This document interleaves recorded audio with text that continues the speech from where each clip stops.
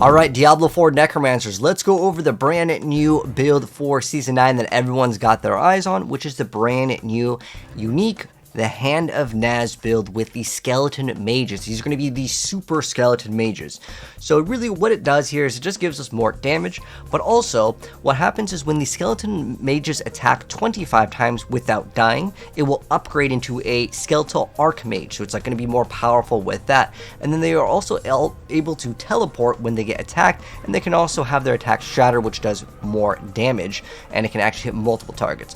There's also another buff with one of the new jewels here with Revier Horn that's going to make it so when you injure or kill an enemy, our summons are empowered, which makes them deal up to 50x more damage for 4 seconds. So as long as we're constantly killing things, our mages are going to become even stronger. So just keep in mind when you guys are playing the build for the first time, it takes a second to ramp up because the Hand of Naz has to activate its effects. Not only attacking 25 times, but then you also have to then kill a target. Then you get the super skeleton mages to function a little bit stronger. So just it's not that long, but it will take a small amount of time. So just so we have that out of the way before we start the build guide. Now, first off, as far as the skills goes, let's go over that. So there's actually two different variants that you can play. You can play Soul Rift to activate vulnerability, and it can also give you a damage multiplier, but there's also Army of the Dead, which allows you to put in an aspect that can give you another burst of damage. But to be honest, it's really hard to keep up the Army of the Dead without changing up a bunch of different things. If you want to play the Army of the Dead variant, go for it. It's totally up to you, but Soul Rift got massively nerfed as well. You no longer have the barrier in Season 9 that it did provide. It still gives you that vulnerability and a small damage multiplier. It used to give you like 100x, now it's like 15 or something. It's very, very small now. They have heavily nerfed this ability because it was on every Necromancer build. And then for our secondary skill slot, I know the icon looks a little bit different than the one that we have on our bar, but it's the same exact thing. It's just like Raised Skeleton. You need this to obviously have your mages. And then we play Bone Prison over here. This is another source of a damage multiplier, but it also can give us other bonuses. And then we play Reap to generate a corpse.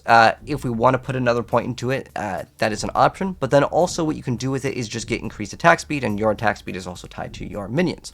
And then we also play Corpse Tendrils to kind of group up all of the enemies, and just kind of helps out with that. It also technically generate a Blood Orb, which if you want to, there's a Paragon node that you can take that can give you some extra damage and different bonuses when you collect a Blood Orb. And then we use Blight. This is in every single Necromancer build. Pretty much doesn't matter what you play because it's just another source of another multiplier. And then for our Book of the Dead over here, we are going to be sacrificing everything except for the mages. So we sacrifice the skeletal warriors to get increased shadow damage. And then we're going to be running the skeletal mages. And you can see we've got 14 mages. So every single additional mage will grant us an X 3% damage, which is quite nice. And then for our golem, we are going to be sacrificing to get extra critical strike damage. Obviously, this is all about skeletal mages. So that's what we run for the skills and the Book of the Dead. Now, I'll give you guys a mythic version and a non-mythic version. The two differences are in the first two slots, so let's go over that first. So in the helmet slot, we want the Air of Perdition. This gives us a nice damage multiplier, but all we really want to hit in the masterworking is that critical strike chance. The rest of the stats really don't matter that much at all for this item. And then for the chest piece, we want to go with the Shroud of False Death. For the mythic version, getting all stats, maximum life is all great here.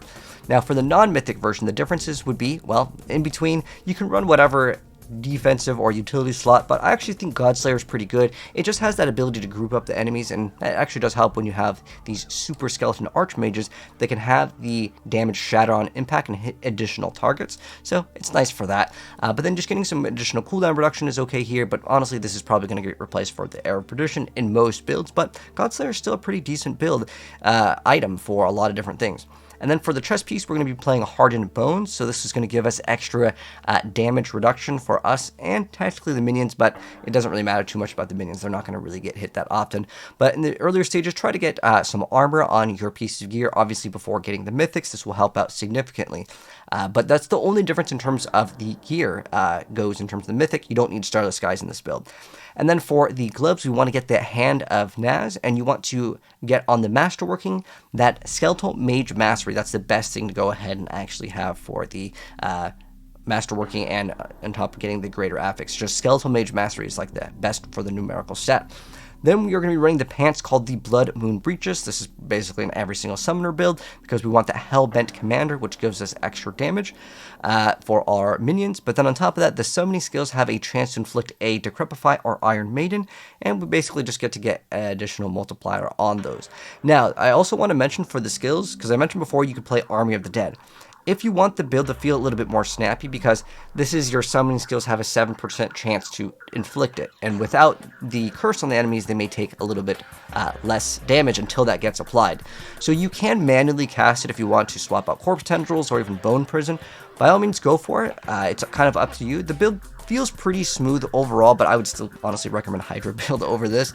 But for the sake of activating the damage, if you want to min-max, Bone Prison will just give you that additional amount of damage against the boss, because then eventually it's going to get cursed, right? It just means that if you want to be a little bit more snappy, then you would have to manually cast the other things. And I know a lot of people that play minions tend to like a more chill playstyle, and every single minion build has to pretty much apply Blight, and then you have to apply Bone Prison. There's a lot of stuff that you actually do kind of need to apply. You can actually even use the Corpse Explosion if you want, just to consume corpses for one of the Paragon nodes to give you even more damage, which actually just got a buff, which is cool.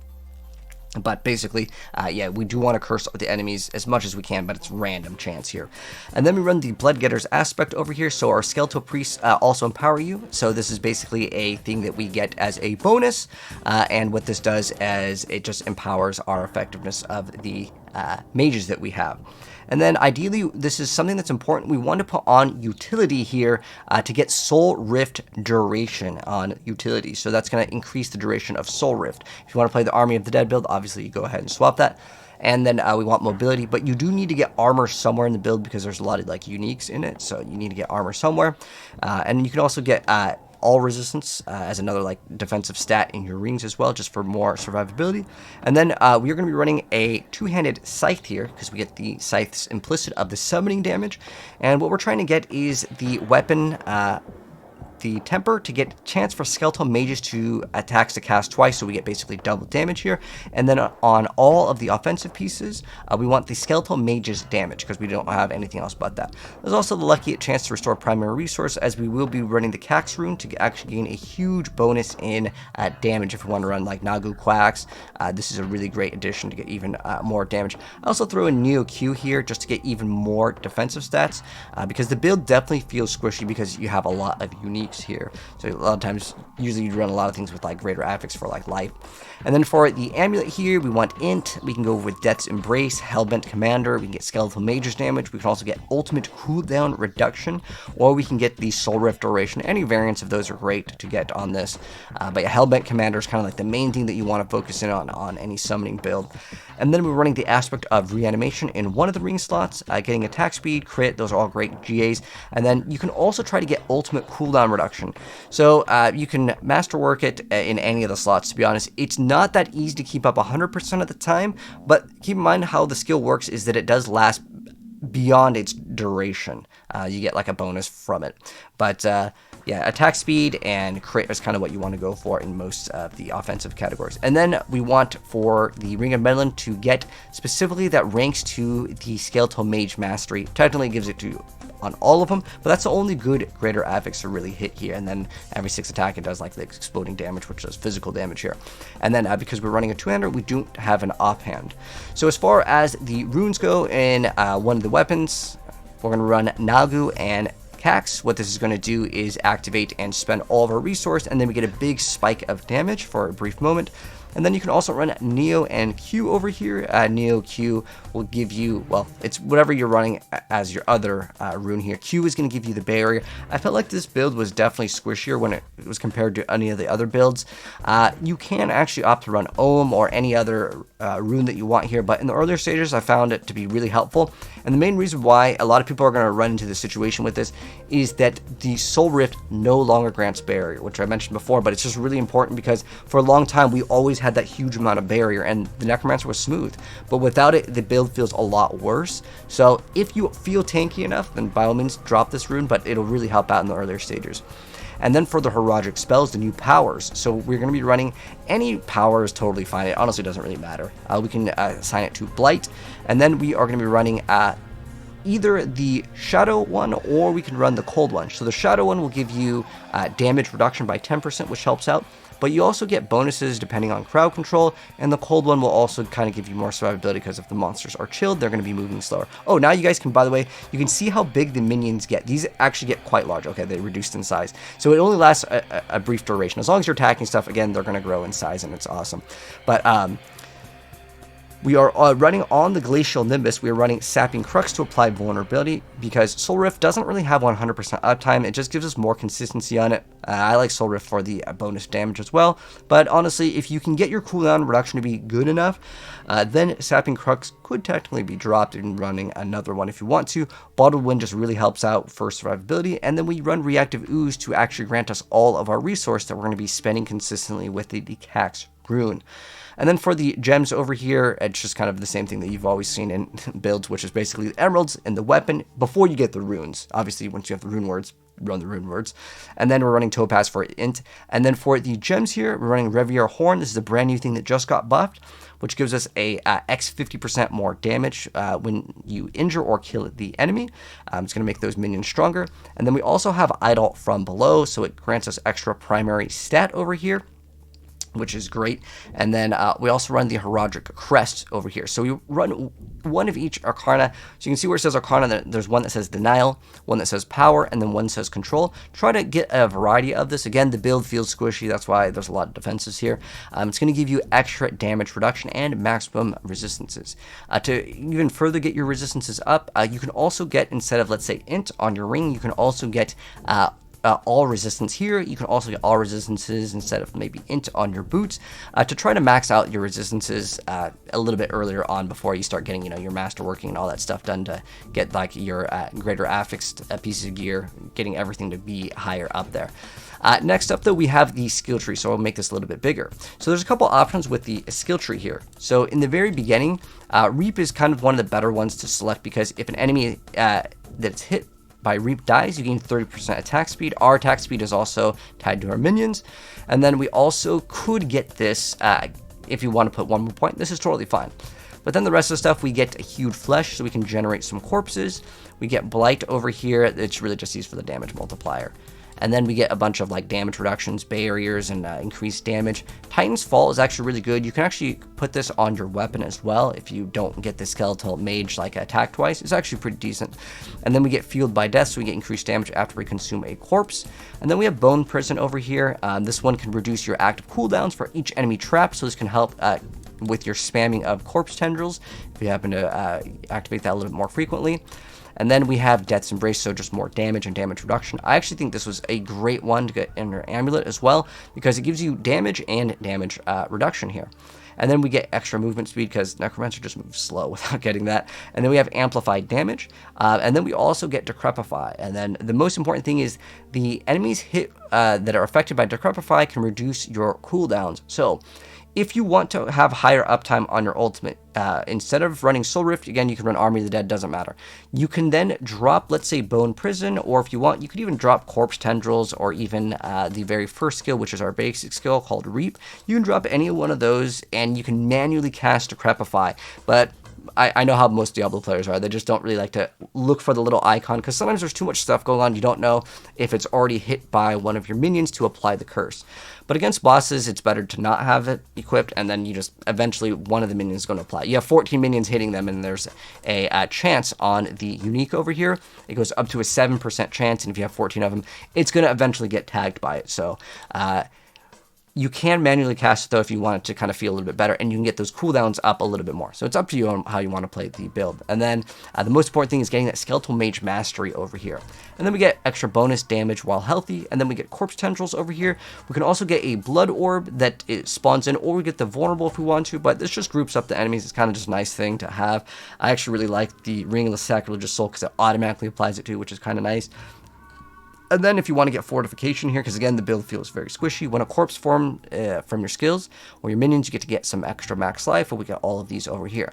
Now, important, when you run the non-mythic version, okay, put 1 point into Crippling Darkness, as your darkness skills will have a chance to actually stun the enemies, which will then proc your Godslayer, and then that will activate because that's how it is activated.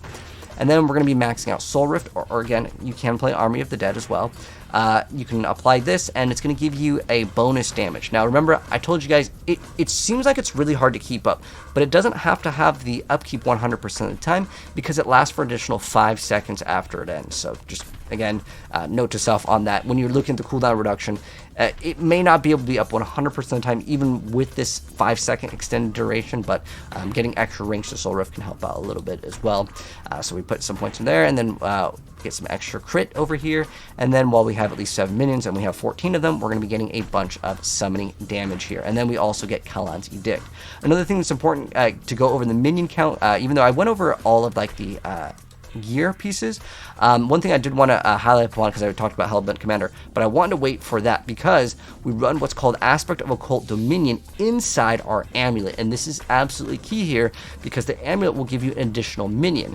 And how it works with the Hand of Naz is when we sacrifice the skeletal warriors and golems, we get an additional skeleton mage for each minion sacrifice. So because we actually in theory have more minions, we will actually reach this threshold of getting those 7 minions really easy. And that was a frequently asked question: how do I have so many minions? Well, it's because of the occult dominion, and it has to be in the amulet because that's where it gets its bonus. You want this one in here because, well, this is the one that gives you the biggest number on service to sacrifice. Now I know that service and sacrifice has this thing where it says that skeleton warriors explode. You don't even play them. The only thing that matters with this is that skeleton mages take 90% reduced damage and deal up to 100x increased damage. Now, when you have this on a two-hander, well, that's 200% increased damage. It's just the biggest multiplier, and it is by far the best over here as far as the build goes. Now, moving on to the Paragon Board. So for starters, we're going to be running Amplify. So this is where, again, if you want to manually cast the Curse, by all means, go for it. And then we have Frailty over here with Essence. So what Frailty does is cursed enemies take, again, more damage, and then it starts to ramp up. And then we play Essence over here. So the third board over here is Scent of Death. Now, this actually got changed, which is awesome. It got a nice buff, so we get some extra damage reduction, and we get increased 30x critical strike damage, and we play Eliminator in here. Don't feel like you need to put a bunch of points into Int in the earlier stages. Just get like 40 for the bonus, and then move on to the next board. And then we have Cult Leader with Dead Razors, because it's going to be a minion build, so we want this. And then we are going to be moving on to Flesh Eater, and I actually really like Exploit. There's several different ones that people play. There's ones where like there is a corpse and you can get more damage. There's also one where you can get bonus damage to crowd control. Those are inconsistent. It's up to you how you want to play, but if you run Exploit, it's going to be pretty much up most of the time. So play the last one is kind of up in the air as far as like the glyph of like best in slot. Choose the one that you want. You can get more damage with crowd control, but it's like, yeah, is it crowd controlled or not? You know, you have to wait for either your Shadow Blight to apply the stun or whatever. I just like Exploit because it's up the whole time. And the reason why I don't like the corpse one, even though you can generate a corpse with, let's say, Reap, if there are no corpses, because you need to also consume your corpses for Flesh Eater, because every 3 corpses that you consume guarantees you 40x increased damage.